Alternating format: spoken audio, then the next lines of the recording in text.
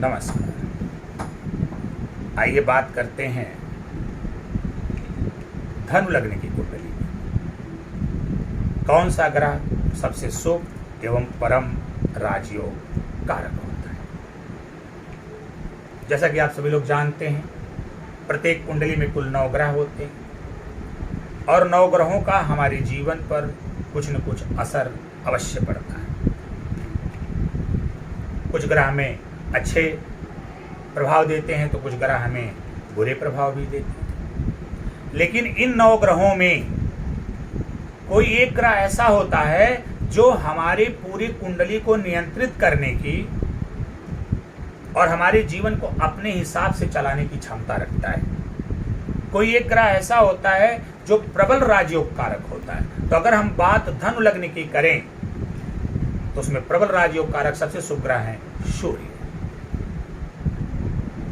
तो धनु लग्न वालों को चाहिए कि वो सूर्य को बलाबल देने का प्रयास करें, सूर्य को शुभ करने का प्रयास करें, क्योंकि सूर्य हमारे भाग्य भाव के स्वामी हैं और गुरु के मित्र भी हैं। ऐसे में सूर्य देव को बलवान करना नितांत आवश्यक है।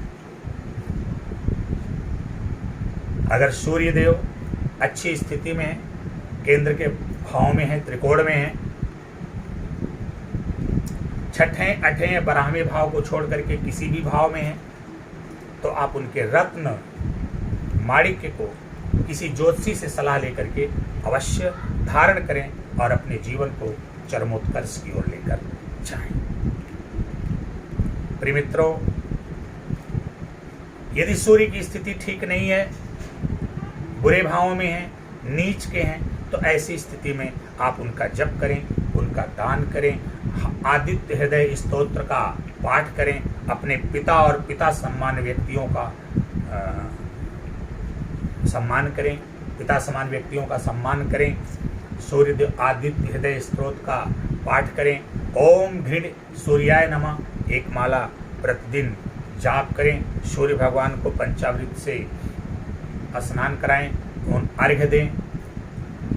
यदि आप ऐसा करते हैं और अपने कुंडली में सूर्य देव को बलवान करने का प्रयास करते हैं, तो ये तय मान करके चलिए कि आपके जीवन में चल रही या आने वाली समस्त समस्याएं, परेशानियां, बाधाएं, रोग, रिपु, ऋण सब नष्ट हो जाएंगे।